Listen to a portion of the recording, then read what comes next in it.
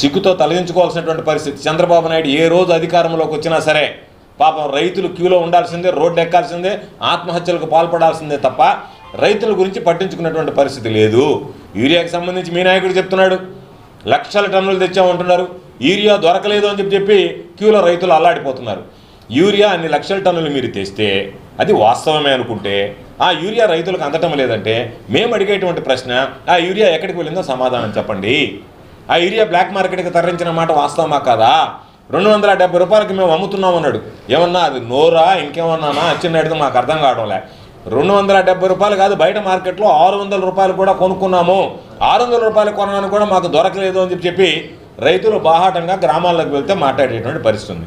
కాబట్టి మీరు చేసినటువంటి తప్పుకు సంబంధించి మీరు మాట్లాడండి ఒకటి. రెండోది మాట్లాడాడు ధాన్యం గిట్టుబాటు ధర గురించి వద్దాం. ధాన్యం గిట్టుబాటు ధర ఈరోజు నెల్లూరు జిల్లాకు సంబంధించి కానీ పంట పండిన తర్వాత వచ్చినటువంటి వాటికి సంబంధించి గతంలో మీరు వైఫల్యం చెందారు, దాని వేరే విషయం.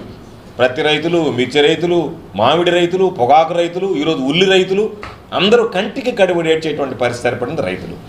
దానితో పాటు ఈరోజు నెల్లూరు జిల్లాకు సంబంధించి ధాన్యం 19,770 రూపాయలు పుట్టికి సంబంధించినటువంటిది అయితే నిన్న వర్షాలు పడితే ఈరోజు రైతులు చెప్పేటువంటి మాట 13,000 రూపాయలు కూడా కొనేటువంటి పరిస్థితి లేదు ఈ జిల్లాలో అని చెప్పి.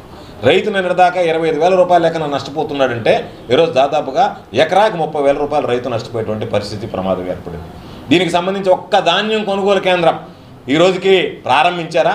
ధాన్యం దిగుబడి ప్రారంభమై 12 రోజులు, దాదాపుగా 2 వారాలు. మరో 2 వారాల్లో నెల్లూరు జిల్లాకు సంబంధించినటువంటి కోతలన్నీ పూర్తయిపోతాయి. అటువంటి నేపథ్యంలో, అటువంటి పరిస్థితుల్లో మీరు ఈరోజు ధాన్యంకు సంబంధించినటువంటి కొనుగోలు కేంద్రాలు ఏర్పాటు చేయకుండా రైతులు నడ్డి విరుస్తుంటే, రైతులు పాపం నష్టపోతుంటే, ఒక పక్క యూరియా దొరక్క రైతులు పంట పండించుకోలేనటువంటి దౌర్భాగ్య పరిస్థితులు, పండించుకున్నటువంటి పంటకు గిట్టుబాటు ధర లేక ఈరోజు బోరుమని విలపించేటువంటి పరిస్థితి, మన పక్క రైతుల గోడు పట్టించుకునేటువంటి ఈ చంద్రబాబు నాయుడు ప్రభుత్వంలో నువ్వు ఒక వ్యవసాయ శాఖ మంత్రిగా అసలు నోరెత్తి మాట్లాడేటువంటి అర్హత నీకుందా? జగన్మోహన్ రెడ్డి గారి పేరు ఉచ్చరించేటువంటి స్థాయి నీకుందా? ఎందుకంటున్నావు? నేను నిన్ను సూటిగా అడిగాం, ఇప్పటికి 3 సార్లు అడిగాం. ఏమని? మీ పాలనలో ఒక జనరల్ మేనేజర్గా ఉన్నటువంటి వ్యక్తి ఏపీ ఆగ్రోస్కు సంబంధించి మంత్రి కార్యాలయం నన్ను మధ్యవర్తిగా ఏదైతే ధాన్యానికి యంత్రాలకు సంబంధించినటువంటి సరఫరా చేస్తారో వాళ్ళకి మంత్రికి మధ్య మీడియేషన్ చేయమనింది, మధ్యవర్తిత్వం వహించమనింది. నాసిరకం సామాన్లు తెస్తే వాటిల్ని మంచివని చెప్పి వాళ్ళకి అదనంగా డబ్బులు ఇప్పించి ఆ డబ్బులు రూట్ చేసి మంత్రికి ఆమ్యామ్యాలు సమర్పించడానికి నన్ను మధ్యవర్తిగా వాడుకోవడానికి ప్రయత్నం చేస్తే నేను దానిని ఒప్పుకోకపోతే, నా ఆత్మ మనస్సాక్షి అంగీకరించకపోతే నేను వద్దు అని చెప్తే నన్ను మార్చారు అని చెప్పి లేఖ రాశాడు. దానికి ఏమి సమాధానం చెప్తావు నువ్వు? ఏమి సమాధానం చెప్పగలవు? కాబట్టి అటువంటి ఒక నీచమైనటువంటి స్థితిలో ప్రభుత్వం నడుపుతున్నటువంటి మీరు జగన్మోహన్ రెడ్డి గారిని గురించి విమర్శించడం కాదు. మీరు ఒకటే గుర్తుంచుకోండి, జగన్మోహన్ రెడ్డి గారిని మేము విమర్శించడం అంటే ఆకాశం మీద ఉమ్మేస్తే మీ ముఖాన పడుతుంది అనేటువంటి విషయాన్ని గుర్తుంచుకోండి. అంతే తప్ప ఏదో నువ్వు మాట్లాడాలా, చంద్రబాబు నాయుడు క్యాబినెట్ సమావేశంలో మీరు జగన్మోహన్ రెడ్డి గారిని తిప్పికొట్టలేదు కాబట్టి సమర్థవంతంగా అంటే మీరు ఏదైనా సబ్జెక్ట్ ఉంటే మాట్లాడండి, సబ్జెక్ట్ మీద మాట్లాడండి. అంతే తప్ప మీరు అట్ట చేశారు, మీరు ఇట్ట చేశారు, మేము బ్రహ్మాండంగా ఇస్తున్నాం రైతులకు సంబంధించింది నోరా ఇంకేదన్నానా? మనం నువ్వే కూసావు ఏమని?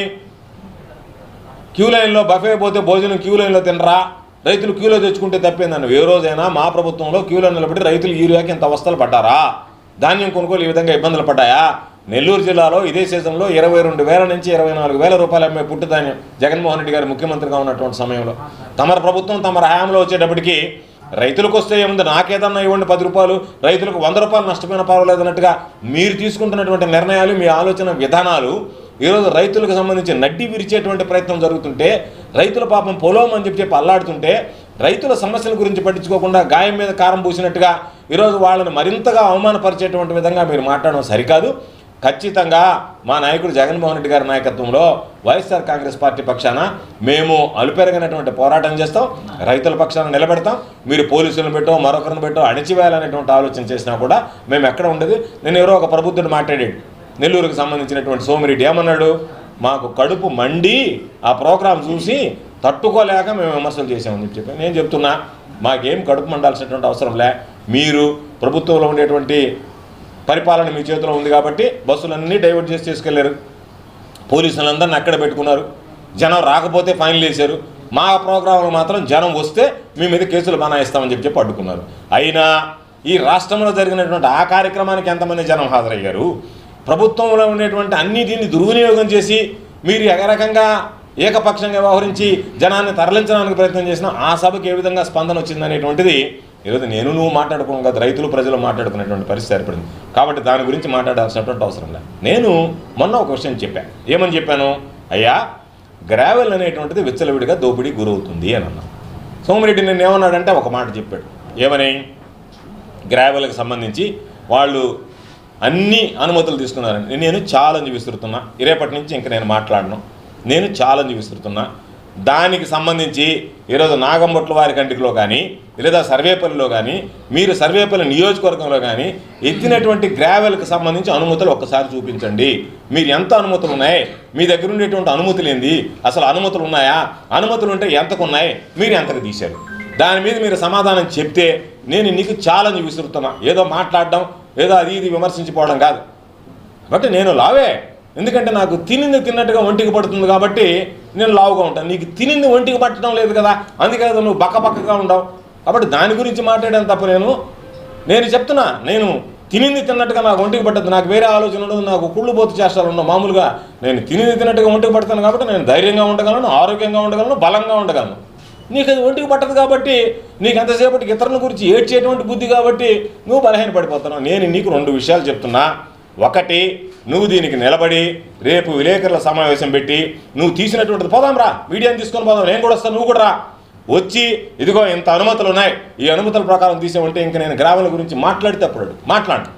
నువ్వు అది కాకుండా ఏదో మసిబూసి మారేడికాయ చేసి అనుమతులు లేని దగ్గర గ్రావెల్ ఎత్తి ఆ ఎత్తినటువంటి దాన్ని వాళ్ళు GST కట్టారంట, దానికి సంబంధించినటువంటి నువ్వు అనుమతి ఉందా, ఇల్లీగల్ క్వారీయింగా లీగల్ క్వారీయింగా, దాన్ని తీసుకొచ్చి ఆ గుంతలను పూర్తి చేయాల్సినటువంటి అవసరం ఏమర్పడింది అనే దానికి సమాధానం చెప్పాలి. అది ఒకటి. రెండవది, ఏదో చెప్పాడు బినామీలు అని. నేను నీకు ఇంకొక ఛాలెంజ్, రెండో ఛాలెంజ్ విసురుతున్నా. నా మీద నువ్వు పెట్టినటువంటి కేసులు, నా మీద నువ్వు చేసినటువంటి ఆరోపణలకి CBI విచారణకి నేను సిద్ధంగా ఉన్నా. ఇప్పటికే లేఖ రాశా, CBI విచారణకి నేను సిద్ధము అని. నీకు దమ్ము ధైర్యం ఉంటే సర్వేపల్లి నియోజకవర్గంలో ఈరోజు జరిగేటువంటి అవినీతి కార్యకలాపాల మీద నువ్వు CBI విచారణకు సిద్ధమా? ఆ 2 విషయాల మీద నువ్వు ప్రెస్ మీట్ పెట్టి CBI విచారణకు సిద్ధమంటే ప్రభుత్వం నీ చేతుల్లోనే ఉంది. నేను నీకే లెటర్ పంపిస్తా, నువ్వు లెటరీ, ఇద్దరం కలిసి వెళ్ళి అయ్యా మా మీద CBI విచారణ జరిపించుకోండి అని చెప్పి మన మీద ఎవరు CBI విచారణ జరిపించుకొని నిర్దోషం చెప్పి బయటపడతారు. నా మీద ఒకసారి CBI విచారణ జరిగింది. CBI విచారణ జరిగితే CBI నా మీద క్లీన్ చిట్ ఇచ్చింది. కాబట్టి మరలా కూడా నేను విచారణకు సిద్ధంగా ఉన్నానని చెప్పి నీకు ఛాలెంజ్ విస్తున్నా.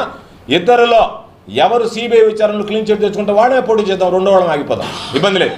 కాబట్టి ఈ 2 ఛాలెంజ్లకి నువ్వు సరేనంటే మాట్లాడు తప్ప ఈరోజు ఏదో మాట్లాడారు కాబట్టి చంద్రబాబు నాయుడు దగ్గర మార్కులు వేయించుకోవడానికి జగన్మోహన్ రెడ్డి గారిని దూషిస్తే, చంద్రబాబు నాయుడు గారిని పొగిడితే, రేపేదన్నా ఆడోదప్పి మంత్రి పదవులు ఏదన్నా నా పేరు కూడా పరిశీలనకు వస్తుందేమో అడుగును పడిపోతున్నాను కదా అనేటువంటి అటువంటి ఆలోచన ఏదన్నా ఉంటే చేసుకో. కానీ నేను మరలా చెప్తున్నా, జగన్మోహన్ రెడ్డి గారి కాలి గోటికి కూడా సరిపోనటువంటి వ్యక్తి నువ్వు.